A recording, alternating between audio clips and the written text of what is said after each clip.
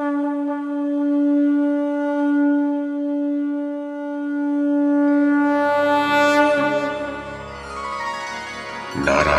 नमस्कृत्य नरं चैव नरोत्तमं देवीं सरस्वतीं व्यासं ततो जयमुदीरयेत्। ओम नमो भगवते वासुदेवाय, ओम नमः पितामहाय, ओम नमः प्रजापतिभ्यः, ओम नमः कृष्णद्वैपायनाय, ओम नमः सर्वविघ्नविनायकेभ्यः।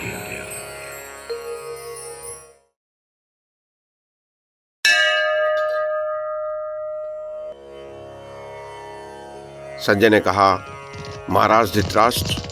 दुर्योधन ने पूछा, दादाजी, इन वसुदेव पुत्र को संपूर्ण लोकों में महान बताया जाता है, अतः मैं इनकी उत्पत्ति और स्थिति के विषय में जानना चाहता हूं। भीष्म जी बोले, भरत श्रेष्ठ, वसुदेव नंदन निसंदेह महान है। वे सब देवताओं के भी देवता हैं। कमल नयन श्री कृष्ण से बड़ा और कोई भी नहीं है। मार्कंडे जी इनके विषय में बड़ी अद्भुत बातें कहते हैं। ये सर्वभूतमय और पुरुषोत्तम है। सर्ग के आरंभ में इन्हीं ने संपूर्ण देवता और ऋषियों को रचा था तथा यही सबकी उत्पत्ति और प्रलय के स्थान है। ये स्वयं धर्म स्वरूप तथा धर्मज्ञ, वरदायक और संपूर्ण कामनाओं की पूर्ति करने वाले हैं। यही कर्ता, कार्य, आदिदेव और स्वयं प्रभु है। भूत, भविष्यत और वर्तमान की भी इन्होंने ही कल्पना की है तथा इन्हीं ने दोनों संध्याओं, दिशाओं, आकाश और नियमों को रचा है। अधिक क्या, ये अविनाशी प्रभु ही संपूर्ण जगत की रचना करने वाले हैं। इन परम तेजस्वी प्रभु को केवल ध्यान योग से ही जाना जा सकता है। ये श्री हरि ही वराह, नृसिंह और भगवान त्रिविक्रम है। ये ही समस्त प्राणियों के माता पिता हैं। श्री कमल नयन भगवान से बढ़कर दूसरा कोई तत्व न कभी था न होगा ही। इन्हीं ने अपने मुख से ब्राह्मणों को, भुजाओं से क्षत्रियों को, जंघाओं से वैश्यों को और पैरों से शूद्रों को उत्पन्न किया। यही संपूर्ण भूतों के आश्रय है। जो पुरुष पूर्णिमा और अमावस्या के दिन इनका पूजन करता है वह परम पद प्राप्त करता है। ये परम तेजस स्वरूप और समस्त लोकों के पितामह है। मुनिजन इन्हें ऋषिकेश कहते हैं। ये ही सबके सच्चे आचार्य, पिता और गुरु हैं। जिस पर ये प्रसन्न है उसने मानो सभी अक्षय लोक जीत लिए हैं। जो पुरुष भय के समय श्री कृष्ण की शरण लेता है और सर्वदा इस स्तुति का पाठ करता है वह कुशल से रहता है और सुख पाता है। उसे कभी मोह नहीं होता। इन्हें यथावत रूप से संपूर्ण जगत के स्वामी और समस्त योगों के प्रभु जानकर ही राजा युधिष्ठिर ने इनकी शरण ली है। राजन, पूर्व काल में ब्रह्मर्षि और देवताओं ने इनका जो ब्रह्ममय स्तोत्र कहा है वह मैं तुम्हें सुनाता हूँ। सुनो। नारद जी ने कहा है, आप साध्य गण और देवताओं के भी देवाधिदेव हैं तथा संपूर्ण लोकों का पालन करने वाले और उनके अंतःकरण के साक्षी हैं। मार्कंडे जी ने कहा है, आप ही भूत, भविष्यत और वर्तमान हैं तथा आप यज्ञों के यज्ञ और तपों के तप हैं। भृगु जी कहते हैं, आप देवों के देव हैं तथा भगवान विष्णु का जो पुरातन परम रूप है वह भी आप ही हैं। महर्षि द्वैपायन का कथन है, आप वसुओं में वासुदेव, इंद्रों को भी स्थापित करने वाले और देवताओं के परम देव हैं। अंगिरा जी कहते हैं, आप पहले प्रजापति सर्ग में दक्ष थे तथा आप ही समस्त लोकों की रचना करने वाले हैं।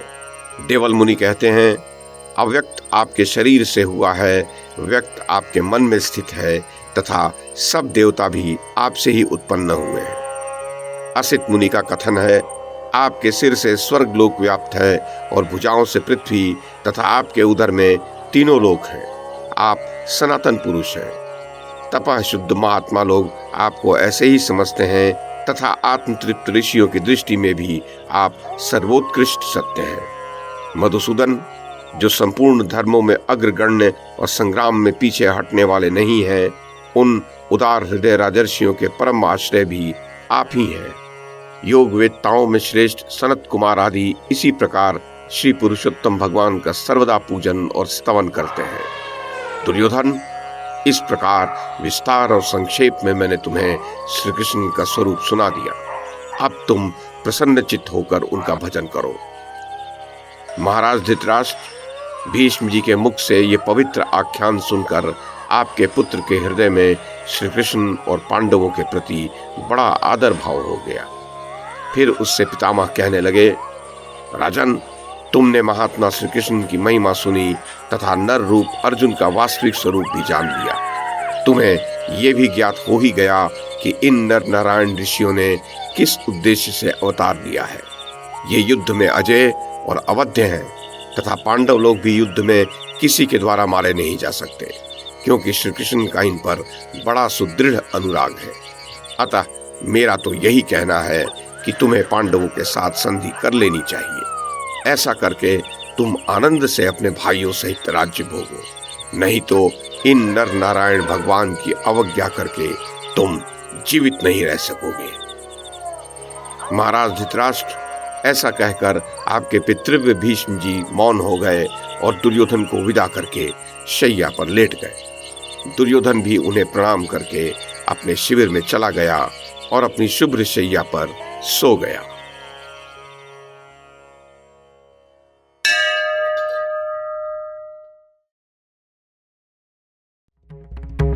YouTube के माध्यम से महाभारत की कथा को एक श्रृंखला के रूप में प्रस्तुत करने का हमारा ये प्रयास यदि आपको सराहनीय लगा हो तो कृपया इस कड़ी को लाइक और शेयर करें, चैनल को सब्सक्राइब करें और बेल आइकन को दबाएं। साथ में अन्य लोगों को भी देखने के लिए प्रेरित करें।